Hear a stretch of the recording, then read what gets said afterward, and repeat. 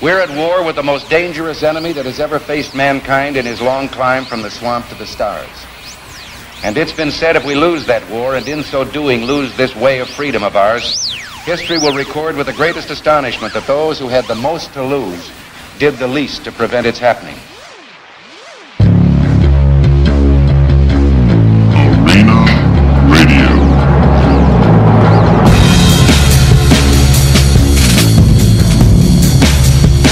Now let's set the record straight.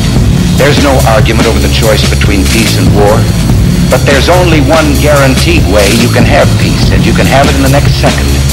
Surrender. Obstructionism. There's a time when the operation of the machine becomes so odious, makes you so sick at heart that you can't take part. You can't even passively take part.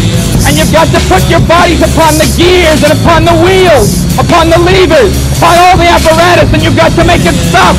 And you've got to indicate to the people who run it, to the people who own it, that unless you're free, the machine will be prevented from working at all. Welcome to Arena Radio, the battlefield of ideas. My name is Chris Pilier with lanternsofliberty.us. Been real busy lately. Finally launched the battlefield of ideas.com. Got to check it out. It's pretty neat. It's got a pretty interesting way of reading the news. And basically what we do is we scan Twitter and look for tweets that are relative to specific topics, and it's pretty neat. You need to go visit it, and also it's real easy to join if you have a Twitter account. Just simply click the button when you first go to the page. It'll give you a little pop-up. Click join with Twitter, and you can comment on all the posts. So be sure to visit that. And also, of course, lanternsofliberty.us. Lanterns of Liberty has been a little idle lately since we've been working so much on the battlefield of ideas. We have a very limited staff. So, but what I want to talk about today is actually a pretty politically charged issue. And it's politically charged mostly, and I would say pretty much all from the left. The right side of the aisle generally gets caught up in these false premises in class warfare. And class warfare is really what I want to talk about, and kind of get an idea of how it's used, and give you some examples. And I think the reason why I picked this topic to talk about was I was watching, I forgot what night this week I was watching, flipping through the channels. I was waiting for my fiance to watch a movie, and I was flipping channels, and I came across MSNBC on the Lawrence O'Donnell show, which is a complete farce. Every time I watch it, it's somewhat laughable. But they had the woman that was covering for him that night, and she did a little monologue, and it was a little, pretty left wing, but it kind of sparked my interest. I wanted to see what she had to say.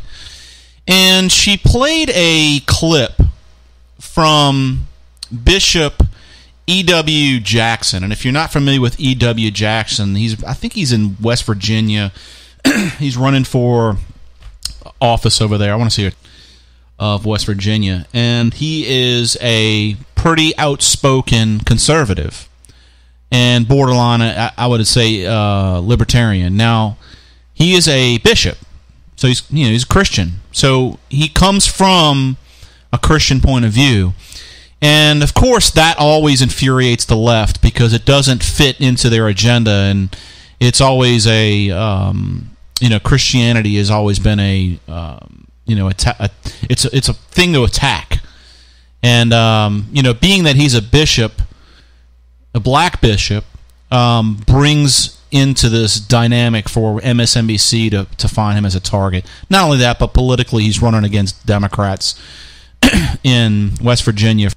So I wanted to play a little bit of that, but in the monologue here, I want to go ahead and explain class warfare. Many people that are listening to this probably know what class warfare is, but some don't. it's important to clarify, and we must state it as a tactic. Class warfare is a tactic because the things that are utilized are simply surface level as far as the arguments are concerned. In other words, they don't go any deeper than just simple rhetoric. They're used to antagonize. And class warfare is not just, in at least the way I'm trying to talk about this, it's not just upper class, lower class, or upper class, middle class, lower class. It also includes race, sex, creed, sexual preference, which is the latest, left-wing agenda. And if you look at everything that the left tries to do, they utilize class warfare, or they utilize race, creed, sexual orientation, or sexual preference. They use all of these things in order to do one thing, and that's redistribute wealth.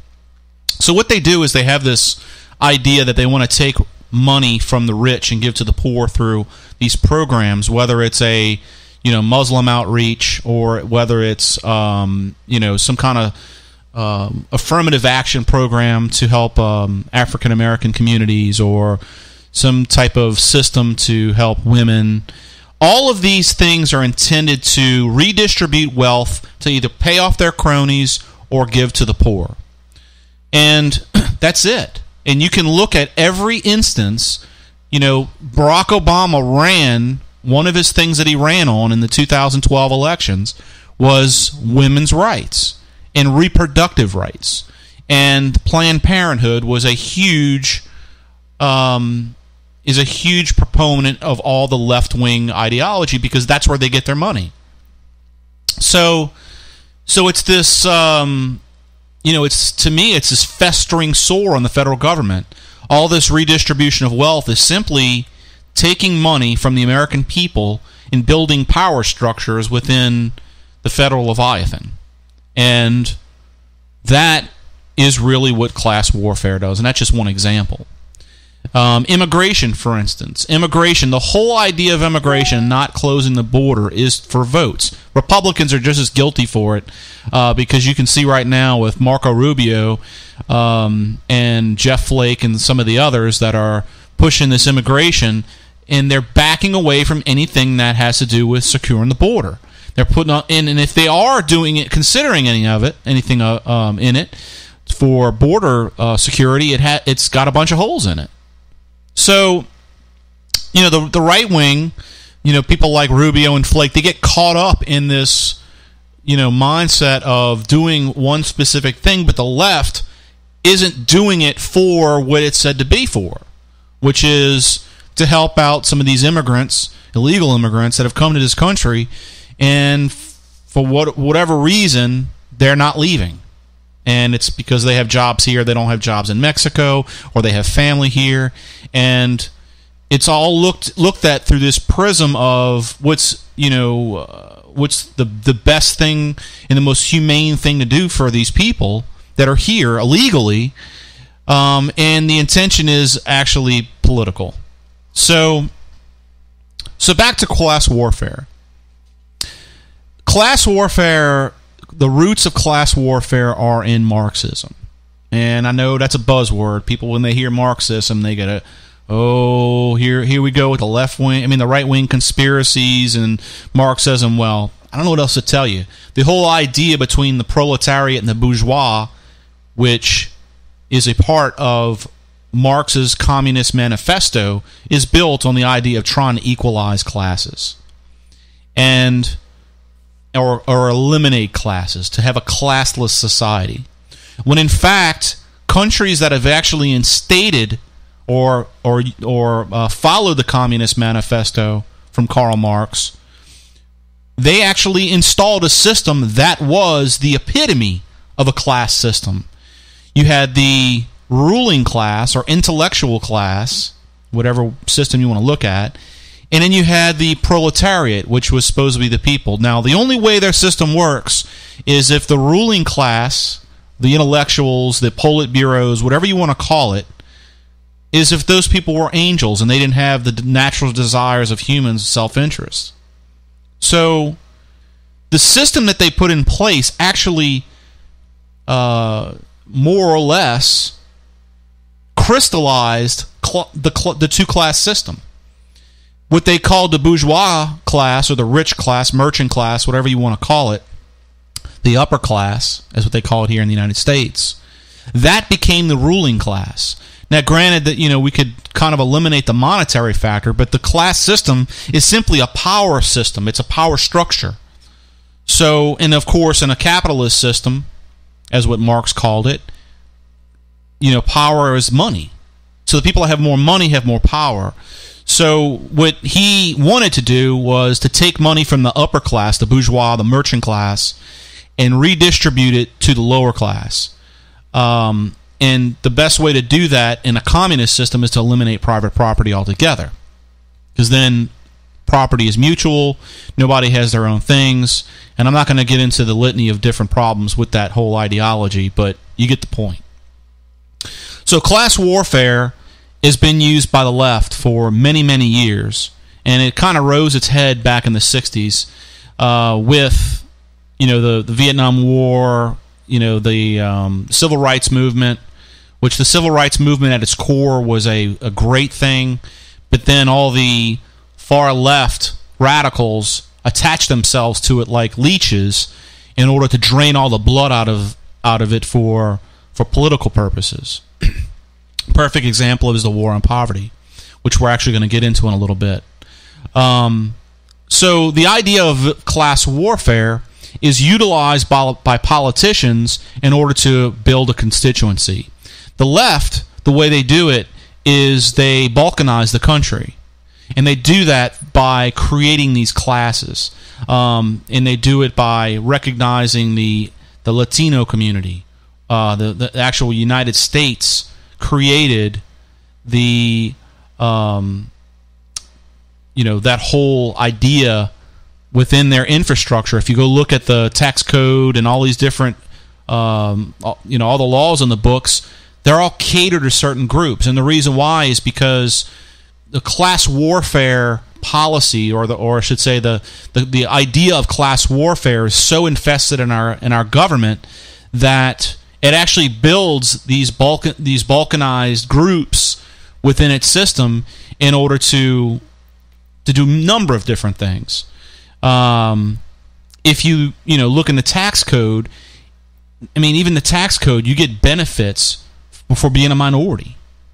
If you look at job numbers, and if you dig down into the labor statistics, they all have these crazy groupings that they I think they have like non-Asian blacks, whatever that is, and they have all these different groups. And the reason why they're trying to do that is they're trying to get a measure to see how fair the system is, so they can write policy. The government looks at that and says, all right, well, these numbers are not equal, so we need to try to do what we can to make the black unemployment equal to the white unemployment.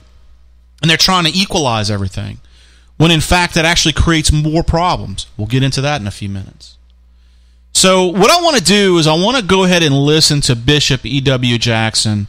And I got a clip here. It's about 3 minutes and 59 seconds. I don't think we'll listen to the whole thing, but I just want to kind of set the stage for what MSNBC, how their attack has been on this gentleman here. And he says some things. Not everything he says I agree with, but the things that MSNBC is attacking him for the most part, is completely false, or uneducated. And they're really feeding the masses with information that's incorrect. It's propaganda, and it's all built around class. And I'll explain. So let's go ahead and listen to Bishop E.W. Jackson and his message to black Christians. My name is Bishop E.W. Jackson, chairman of Ministers Taking a Stand, with a message to Christians in the black community. It is time to end the slavish devotion to the Democrat Party. They have insulted us, used us, and manipulated us. They have saturated the black community with ridiculous lies. Unless we support the Democrat Party, we will be returned to slavery. We will be robbed of voting rights. The Martin Luther King holiday will be repealed. They think we are stupid and that these lies will hold us captive while they violate everything we believe as Christians. All right, let me first say that was about 36 seconds of his speech, and it is extremely... I mean, I can imagine the spines breaking of all the liberals that watch this, because they have always had, almost, and he says, slavish devotion. And, yeah, that's politically charged and it's intended to be provocative. But 93% of African Americans voted for Barack Obama. 93%. Now, what's interesting is 93% or 94% voted for Lyndon Johnson. And a lot of that had to do, obviously, with the civil rights legislation and the war on poverty and his idea of the Great Society. But all of that was geared around making life easier for these people through government. And that's what Bishop Jackson's talking about. I'm going to give you some statistics in a bit, so let's listen to a little more. The Democrat Party has created an unholy alliance between certain so-called civil rights leaders and Planned Parenthood, which has killed unborn black babies by the tens of millions. Planned Parenthood has been far more lethal to black lives than the KKK ever was. And the Democrat Party and their black civil rights allies are partners in this genocide. The Democrat Party has equated homosexuality with being black, which is another outrageous lie. They can keep their homosexuality private. You and I cannot hide being black. I need not recount to you the painful history of slavery, Jim Crow, lynchings, and sterilizations, all because of skin color. Anyone who dares equate the so-called gay rights movement to the history of black Americans is exploiting the black community. They say opposition to same-sex marriage is the same as opposition to interracial marriage. That is an insult to human intelligence. It is a lie. No Christian should support this. Yet the Democrat Party has now declared same-sex marriage an official part of its platform. And black Christians remain in that party? The civil rights establishment has embraced the lies and betrayed the black community and God Almighty for 30 pieces of silver from the Democrat Party. We as Christians ought to know better. Shame on us for allowing ourselves to be sold to the highest bidder. We belong to God. Our ancestors were sold against their will centuries ago, but we're going to the slave market voluntarily today. Yes, it's just that ugly. What do you call it when Jesus Christ died on the cross for your sins and my sins and paid the price for our freedom, and you join in covenant with a political party that doesn't even want God mentioned in their platform and gets offended at the very mention of Jesus' name? If your pastor tells you to vote for a party that disrespects Jesus, you need to leave that church. Black pastors are also going to have to answer for whether they serve Jesus or the Democrat Party. The black community will never prosper by betraying God and following leadership that curries the favor of the Democrat Party. It is time for Christians to have the faith and courage to refuse to associate with a political party that has over the years become anti-Christian, anti-church, anti-Bible, anti-life, anti-family, and anti-God. The Democrat Party is also becoming increasingly anti-Israel, and God said, I will curse those that curse Israel. Do you want to be cursed with them? It is time to come out of the Democrat Party and to refuse to support its candidates in their rebellion against God. It's not about party, but principle. It's not about race, but righteousness. And you will stand before God to give an account for your choices and motives. We don't need the Democrat Party or any party. We need God. God will take care of us. It's been a long time coming, but the time has come to take a stand. Come out from among them. Exodus now. Okay, so the first thing that I want to mention about this, first of all, this is a bishop This is back in 2012. This video was posted. I don't know if exactly when this video came out, but this particular individual on YouTube posted it on September 18th of 2012. So, it was prior to the election, and it was intended for black Christians to see what Bishop Jackson saw. And, there's a lot of things that I got from this when I listened to it. First of all, I understand why people that aren't Christian, maybe homosexuals, I could see how they get upset by this. I could see how that would probably stir them up. But his intention here, first of all, is to black Christians. And he's upset because the left is using homosexuality, which the homosexuals, it's a behavior. They're actually participating in same sex or sex with people with same sex. So what he's saying is to compare that to the civil rights movement, the homosexual movement in this country, is absurd.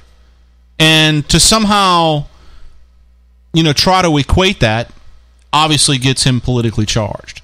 So, and granted, I think that, if there's anything that in his platform, what he's talking about, that probably makes me a little uneasy, is his, being vocal about homosexuality and his disdain for it. But I understand it. And the thing is I'm not going to agree with everything he says, just like I'm not going to agree with everything that other Republicans or Democrats say. But it's right. It's okay for him to have that view because it's based on his principles and his religion. And it's no different than the Muslim religion. Muslims decapitate people in other countries based on their homosexuality. And but our Democrat and liberal friends support them in their plight here. And it's all based on race. It has nothing to do with creed and what they believe. It's all having to do with equality. So we listened to that. I want to go ahead and listen to Melissa Harris Perry. If you're not familiar with her, I'm going to play a couple clips from her.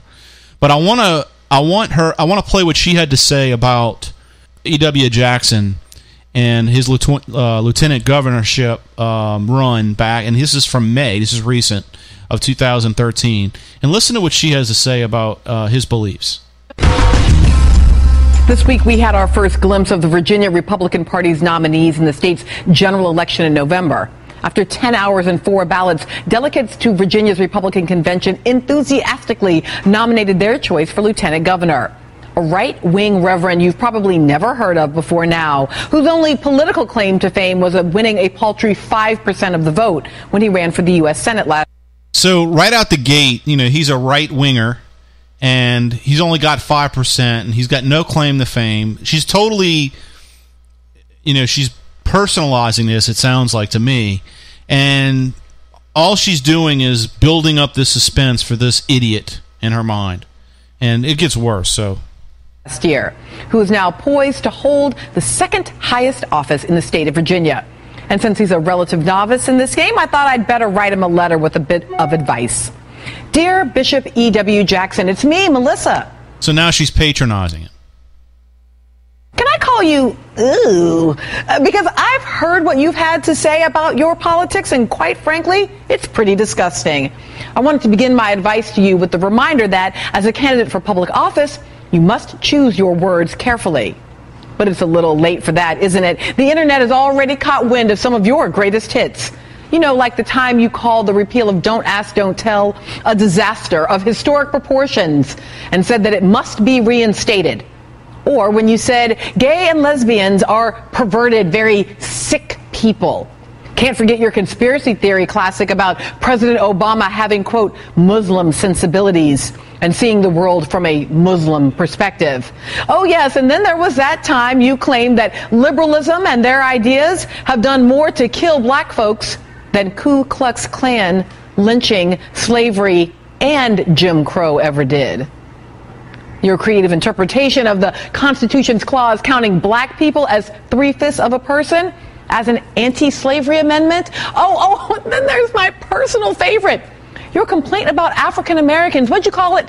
Slavish devotion to the Democratic Party? Look, I know you proclaimed proudly last week that you are, quote, not an African American, just an American. But even if you want to deny your connection to black people in this country, you do not have the right to insult us by using slave as though it is some kind of slur. Slavish? If by slavish you mean hardworking, striving for freedom, and laying the economic foundation of the country, well, I'll be that. You see, you've got it all. Okay. I think you get the point. There's probably another minute or so of that nonsense. And granted, look, I hear this kind of stuff out of Hannity sometimes. And, you know, not that I disagree with, you know, some of the things that he's saying and the way he's saying it, but it's just it's so patronizing and it's so annoying. This is a problem with politics.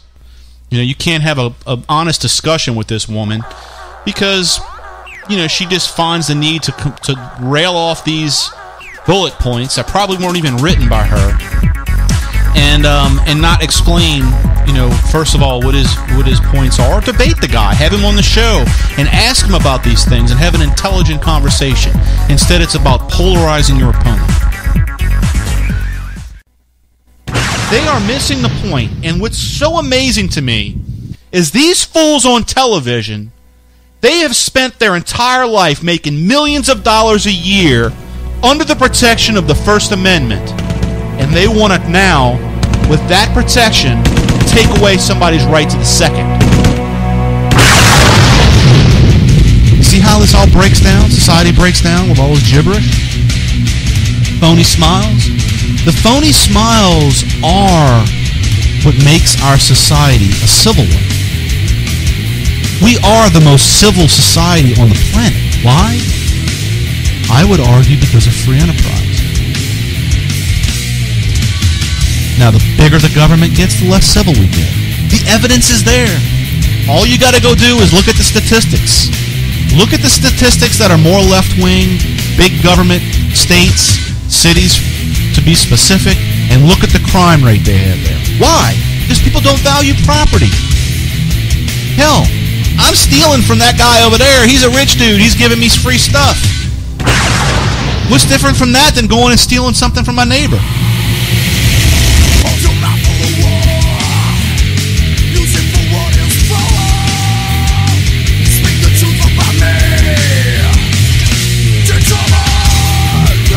Arena Radio. Check out Arena Radio on lanternsofliberty.us.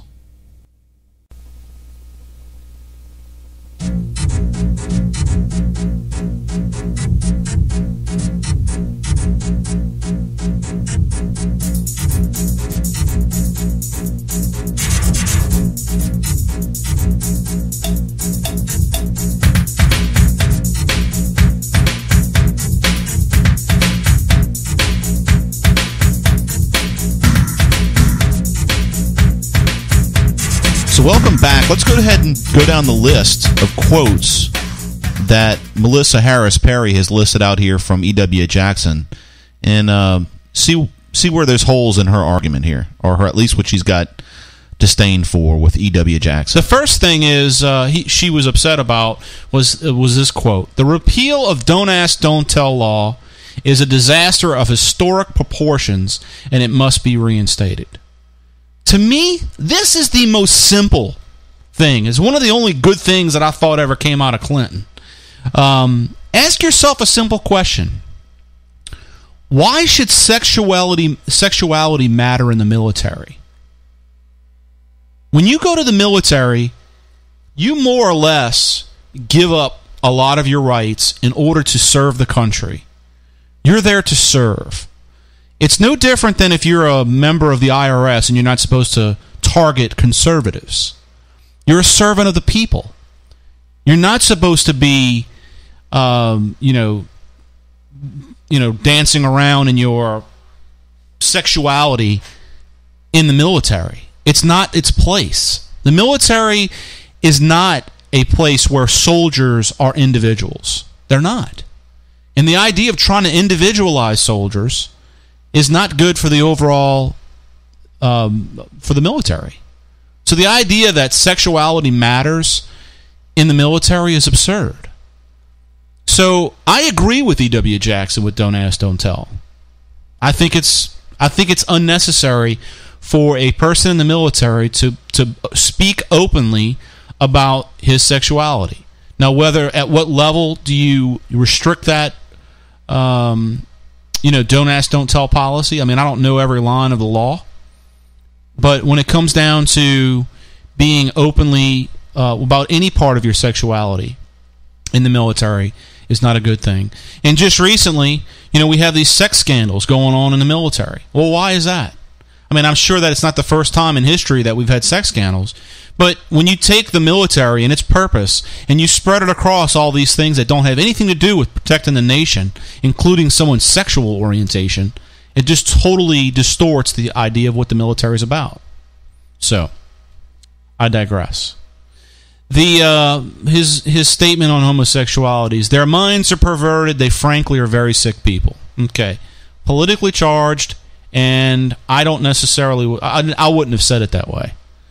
And quite honestly, I probably disagree with the way we handle gay marriage from E.W. Jackson. E.W. Jackson, just based on his faith, would probably support outlawing or a constitutional amendment that outlaws homosexual marriage. And quite honestly, I could give a crap what my neighbor does if he's homosexual and he wants to have sex with another man. And if he wants to devote his life to that person, I don't have any problem with that as long as it doesn't affect me or my child. And quite honestly, this kind of goes along with the don't ask, don't tell. I don't really care what your sexual orientation is. At what point do we surround our entire life, our political system, on who we wish to have sex with? That is what's perverted. So, let's go to the next item, because that's about enough I need to say about that. Obama, and this is another quote, Obama clearly has Muslim sensibilities. He sees the world and Israel from a Muslim perspective. Okay. Has Obama come out and said that he's a Muslim? No.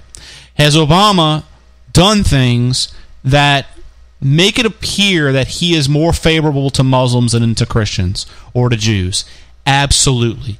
I actually, in the process of researching this, I went through a list of probably 150 items that I found on the internet, and all of them were something that had to do with being more favorable to Muslims over Jews. And I just picked out a couple here that I wanted to focus on because, obviously I don't want to make this whole show about Obama's Muslim tendencies or his sensibilities as E.W. Jackson sends here, but if you look at the Middle East and his policy on the Middle East, one of the first things that he did in the Middle East was to really tell Israel that they needed it to move their borders. And in order to move their borders, they had to move their borders back to a place which would actually hurt Israel in their ability to protect themselves. In the process of his wanting Israel to make their state even smaller and give up more of their land to the Palestinians, which is they're a nomadic people. They don't have any sense of organization or civility. They're constantly bombing and doing all kind of reckless things over in the Middle East. Obama has been siding most of his policy with the Palestinians. And, one of the things that he did was he actually spent $300 million on construction projects for the Palestinians. And granted, we do give money to Israel. His whole demeanor when it comes to that particular issue, the Palestinians and the Israelis, he wants the Israelis to give up more and more sovereignty and give the Palestinians, who are constantly attacking Israel, he wants to give them more money and more of the Israelis' land. So, does he have Muslim sensibilities in that respect? He does. He's not sympathetic to Israel's plight when it comes to dealing with the Palestinians. In the Weekly Standard, there's an article that explains Obama's view on the war on terror. Now, obviously, this has changed recently. This article was written back on April 23rd of 2012. But after Osama bin Laden was killed, all of a sudden, the policies of the administration wanted to shift away from the war on terror. They never liked the idea of a war on terror or terrorism, so they thought it would be a good idea to completely reconstruct our view on Muslim or Islamic radicalism. And a quote from a State Department official was, "The war on terror is over." And that's what the Weekly Standard here posted. That, to me, is empathy for people that want to kill Westerners, people that want to kill Christians or Jews. I mean, it's blatantly clear that radical Islamists exist, and this administration has continued over and over and over again to try to, some way or another, eliminate that from public dialogue. And everything that they do when it comes to terrorism is to cover it up. When Hassan killed, the people at the fort, when he shot up all those soldiers, it was a workplace violence. It wasn't terrorism, and it was all building on this narrative that when Obama came to office, that he eliminated his war on terror, or he built on the idea that the war on terror was actually a fake war, when it's obviously not. And there's evidence of it everywhere, obviously. I don't need to go into that. Also, here's another article in the New York Times. To back democracy, U.S. prepares to cut $1 billion from Egypt's debt. So basically, we gave $1 billion of Egypt's debt, and that's either through cutting some of what they've owed, as well as also giving them a loan. Actually, and I'm reading here a little further down, it says, in addition to the debt assistance, the administration has thrown its support behind a $4.8 billion loan being negotiated between Egypt and the International Monetary Fund, the IMF. $4.8 billion to a country that is now run by a Muslim Brotherhood. The Muslim Brotherhood is where Al-Qaeda came from. And as you've seen over the last several years, you've seen the Middle East and Northern Africa explode with the Arab Spring. And all of that has been the rise of the Muslim Brotherhood and their desire to create the caliphate that was actually, was in place during the Ottoman Empire. They're trying to recreate that. And anything that stands in their way, they will destroy. And a lot of it's through terrorism. Morsi, he doesn't want a state of Israel. Mubarak, he was a dictator that the United States was involved with, that shouldn't have been, but they were, because they were allies or friendly with Israel. They kept peace in the Middle East. Right now, the world is on fire in the Middle East, especially. I mean, we're seeing protests all over the world. But I mean, this Muslim Brotherhood, along with Marxist communists, which we don't have to go into that today, that it's spreading all throughout the Middle East. Now it's in Turkey. I was watching a video today, and if we got time, I'll play a little bit of it, of the stuff that's going on in Turkey. Actually, I posted on the Battlefield of Ideas. I posted on one of the posts there. And he was talking about like how, we're interviewing all these people in Turkey, and like a lot of them were Americans, or at least were English speaking, and they look like Americans. And of course, the occupiers are all about this. And you have guys with bullhorns. It was like looking at Zuccotti Park in Turkey. It's very, very strange, and I haven't done enough research to come up with any conclusions there. But there's evidence that the flotilla had, Bernadine Dorn from the Weather Underground. She was involved in that. She was over in the Middle East during that whole time. So there's a lot of people going back and forth with the Muslims and Marxists. Muslims and Marxists working together. Communists working together with the Muslims.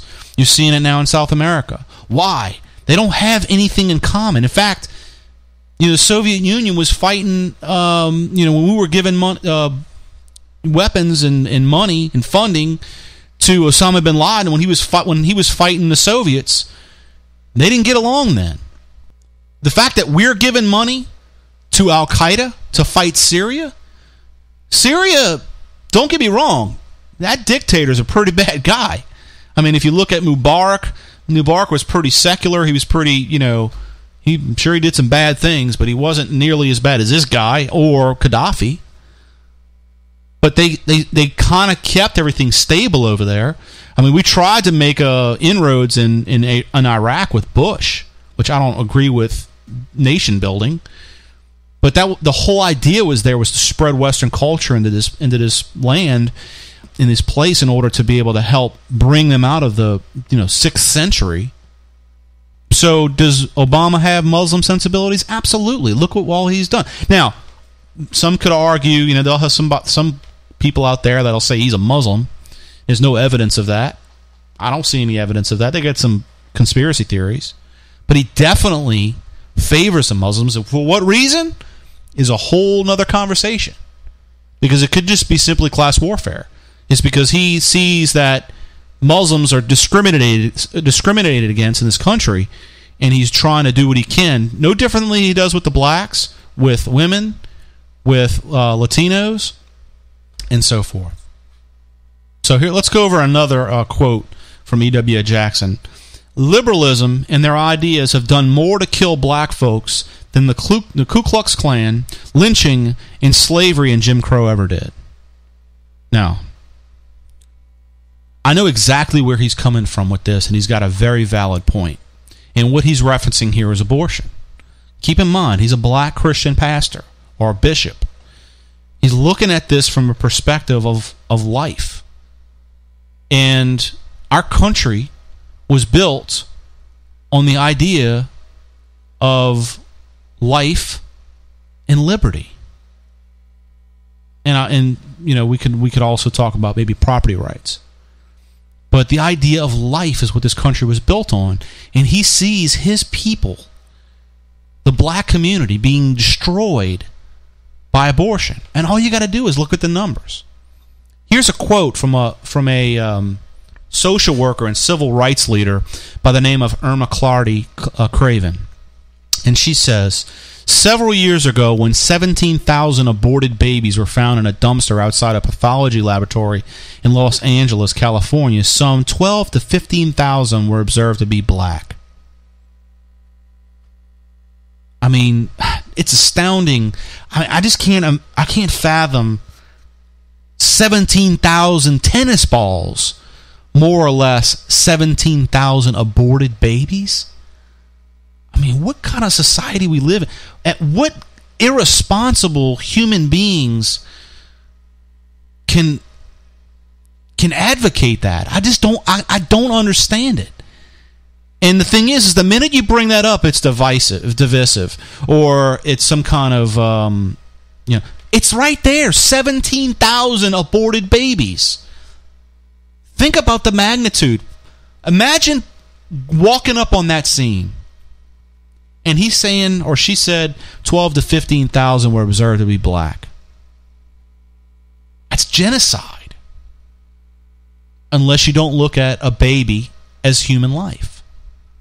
And granted, we watch the news, in the first moment they find a bacteria or a cell of some living organism on Mars. All of a sudden, we got life. But yet this baby, at 20 weeks, isn't life in the womb. According to the Alan Guttmacher Institute, black women are more than 5 times as likely as a white woman to have an abortion. On average, 1,876 black babies are aborted every day in the United States. This incidence of abortion has resulted in a tremendous loss of life. It has been estimated that nearly since 1973, black women have had about 16 million abortions. 16 million abortions. Michael Novak has calculated since the number of current living blacks in the United States is 36 million, the missing 16 million represents an enormous loss without abortion. American black community would now be around 52 million people. Think about that. Think about that as a political statement, if you wanted to put politics into this. You have a policy in law which people fight for every single day, that stand out in front of Planned Parenthood and raise their fists and say, we ought to have the right to kill babies. And it has eliminated the black community by 36%. 36%. Now, I'm sure that there's a small percentage, but 36% of the black community has been eliminated by abortion. So, it's pretty devastating, and that's exactly what E.W. Jackson is talking about. I don't think the Ku Klux Klan killed 36 or actually 16 million African Americans. So he's right. The next one, I always love this one because they bring this up all the time, and it's what's so sad is so many people don't understand the history of the Three-Fifths Clause.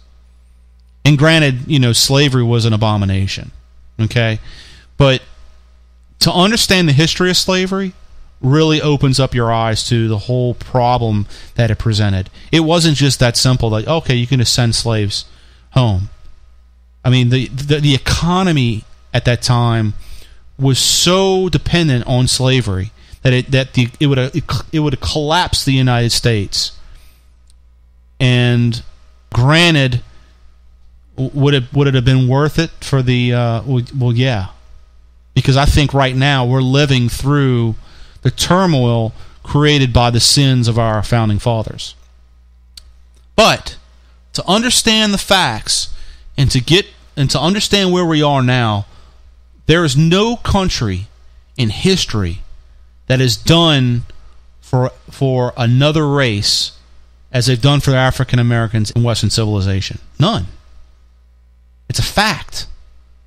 So the idea that we were dealing with those sins at that time and had a constitution that actually paved the way for blacks to be free and vote and participate in our economic system and be free as all men should be is a testament to that. And here, Melissa talks bad about E.W. Jackson because of his quote here. The Three-Fifths Clause was an anti-slavery amendment. Let's think about that second.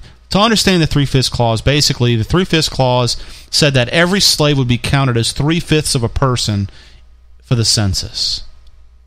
Seems pretty cruel, doesn't it, if you don't understand the Three-Fifths Amendment? Well, so what would Melissa want? She would want the same thing that the slave owners would want, which is that African Americans, the slaves at that time, to be considered as a whole individual. Why? Because they would get more representation. So what would happen with slavery? Well, if you can count a black that has no rights, and he's your slave, and you can get a bunch more, you would have more representation in your state. The slave states wanted a slave to be considered a whole person. The northern states, the non-slave states, the one that weren't dependent on slaves economically as much as the South, they didn't want them to be considered a person at all. And the reason why, mostly, is simply because of taxes and representation. They didn't want to give representation to a slave that had no rights. Think about that. It's kind of scary to think about. You got slaves and all that whole thing going on, but you get representation for a person that doesn't have any rights. He's not going to get represented. The slaveholder is going to get more representation. The people that were against slavery fought for slaves not to have representation for that reason. If you know history, American history, there was a lot of people, including some slave owners, that didn't believe in slavery. George Washington had slaves and didn't believe in slavery. He had slaves because, first of all, you couldn't just release slaves. A lot of them wouldn't. They were so dependent on the government, which is the plantation owner. They governed them. They were so dependent on them that if you let the slave free, he would die. He wouldn't have anything that, he couldn't save himself. So this idiot, Melissa, whatever her name is, doesn't understand history. Either that or she's simply using it for politics, which I would argue. Because every policy that is intended to favor blacks hurts blacks. And we're going to go into that in a few from one of my people that I look up to greatly, Thomas Sowell. But the point is here's Melissa making a point and polarizing E.W. Jackson when her position, what she believes, based on what she just said, is on the same side of the slaveholder. So how ridiculous is that? So let's talk a little further about this, because this goes into the next comment that he made, is at the time to end the slavish devotion to the Democratic Party. Well, what does he mean by that? Well, first of all, first comment I'd like to say is 93% of African Americans voted for the Democratic Party in the 2012 election. Think about that for a second. 93%. Does it have a lot to do with the fact that we have a black president? Absolutely. So the racism stuff works. The idea that, vote for me because I'm black or I'm going to help my black brethren out, I mean, that works. It obviously worked pretty well when you got 93% of the vote from African Americans. But let's dig a little bit into that, the whole idea about what the government has done for the African American community since the 60s. And it's pretty devastating if you look at the simple numbers. And so this idea of the slavish devotion to the Democratic Party, it's no different than I just mentioned about the plantation.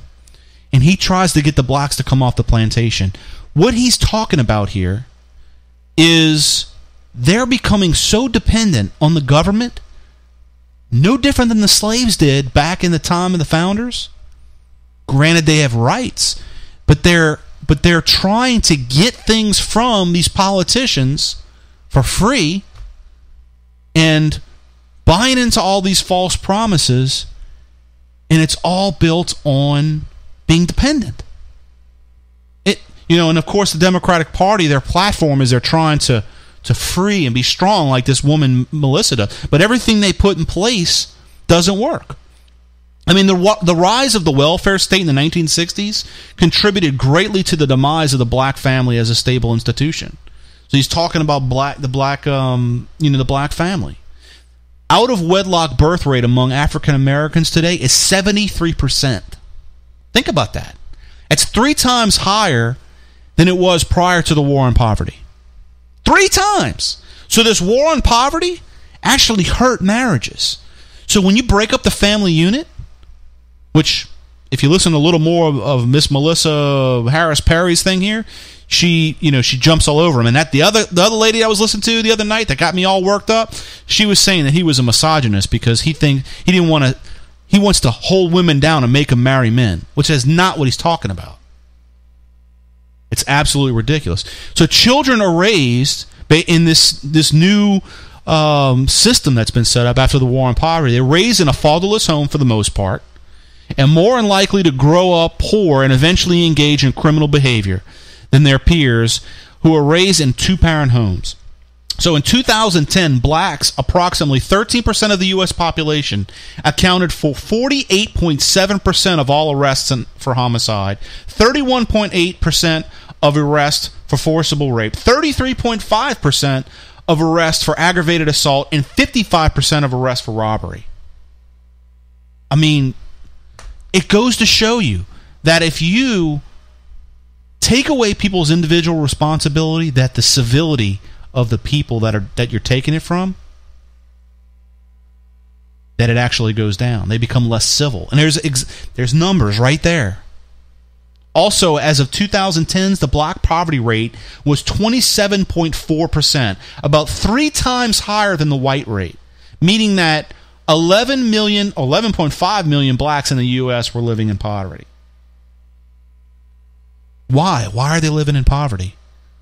Because the whole system that was supposed to make them freer has enslaved them. That's what E.W. Jackson's talking about. He's talking about them being enslaved by the system. They are afraid to get off the plantation. They're afraid to go do that. And it's not just blacks, it's others, but we're focusing strictly on blacks because of E.W. Jackson. I don't want people to get the impression by what I'm saying here there's not, whites and Latinos and Asians that are actually addicted to government. Another thing, the welfare state has put marriage penalties. They're embedded into the welfare program, particularly severe if a woman on public assistance weds a man who is employed in a low-paying job. Think about that. If she's married and he gets a low-paying job, it's gonna hurt her for getting benefits. So if you look at the government as an employer, like these people do, and for the most part they're employed to do nothing, they don't want to hurt their employment. So they look for ways within the system in order to get the most pay, as no different than any other human being would do working for Microsoft or Walmart. They will do the same thing. They look in the tax code to try to save as much money. It's a natural instinct for human beings. And politicians on the left take advantage of that. They're making a permanent underclass. And it sounds crude, but it's true. That's what they've done to the black community. The intentions of the civil rights movement and the laws passed, the infrastructure put into place, all had great intentions. But once they set the black community in the right path, the right thing for women and the government to get their hands off of it and let the momentum of black individualism take over. But they didn't. They figured, well, if we take our hands off, then we'll have to eliminate government jobs and take away power out of the federal bureaucracy. So they had to find something new to do. So they had to find ways to keep more money coming to the federal government. Like any other entity, it craves more and more. And that's what the federal bureaucracy has done. All right, now consider this hypothetical case, okay? As outlined in May 2006 by Urban Institute senior fellow Eugene Sturell, of a single mother with 2 children who earns $15,000 and enjoys the earned income tax credit benefit of approximately $4,100. If she marries a man earning $10,000, thereby boosting the total household income to $25,000, the EITC benefit, which is that earned income tax credit, will be decreased incrementally for every dollar the married couple earns above a certain level, who drop precipitously to $2,200. Think about that. It's a punishment. I mentioned in another podcast that welfare is a subsidy to failure, and this is a perfect example. There's no benefits for people to stay married in here. If I don't have to work and somebody just gives me money, I don't need to work within the family unit. There's no benefit there. If I marry a woman and get less money, how does that give somebody the incentive to keep the family together so you can bring up your children? The system is not in place to make black families successful. That's what E.W. Jackson's telling his black Christian followers. That's what he's saying. Get off the plantation. The system is addicting you to things that are tearing your community apart. I mean, here's another case, also outlined in Eugene Sturell's report in May 2006. A mother of 2 children who earns $20,000 and thus qualifies for Medicaid, if she marries someone earning just $6,500, think about that, $6,500, nothing, resulting in a combined household income of $26,000. Her children's Medicaid benefits are cut off entirely. So what is she going to do? She's either going to make less money so she can keep her benefits, or she's not going to get married. So how is that good for the child? It screws the child either way. I mean, that's how the system's set up. It's a fact. There's no controversy here. The child loses his father, or he loses his benefits. It's ridiculous. I mean, it's ridiculous. So, Melissa Harris Perry, you're completely wrong. Let's listen to a little bit some other stuff that she said. This is probably where you might have heard who she was. Check this out. We have never invested as much in public education as we should have because we've always had kind of a private notion of children. Your kid is yours and totally your responsibility. We haven't had a very collective notion of these are our children. So part of it is we have to break through our kind of private idea that kids belong to their parents or kids belong to their families and recognize that kids belong to whole communities. Once it's everybody's responsibility and not just the households, then we start making better investments. Okay. Think about what she just said there. We have this whole idea that our children are ours.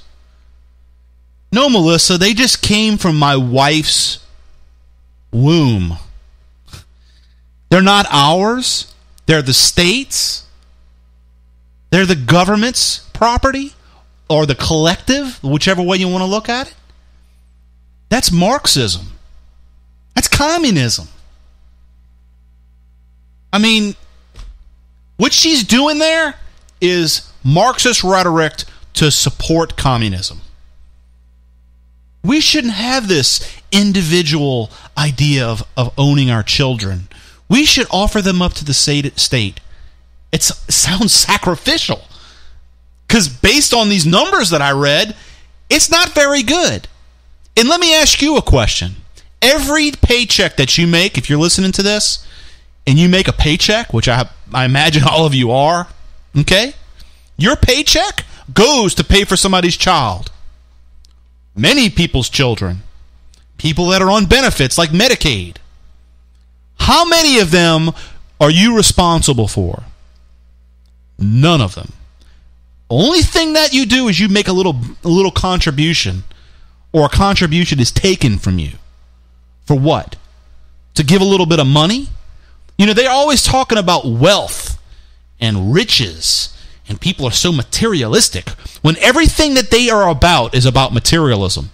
It's about some kind of materialism, dialectic materialism, if you want to get down to the meat of it. When I listen to this woman, she makes me angry because that's not American. What she's talking about is something like you would hear out of somebody in a Soviet Union Politburo. The fact that we have this individual notion of our children. That's absurd. That should make you angry. Because what she wants, or what she believes, is that the community have a better position to take care of your children. How hard is it to you to take care of your own child? Do you think that it's and you have access to your child at all times, just about, except when they go to school? This idea of public schools, your public schools, your teachers, you go talk to your teacher. You think they have the ability to take care of your child 1 in 50 or 1 in 20 or 1 in 30? They have very limited ability to mold and mold that child. And her view here is that you need to alleviate some of that responsibility to the state.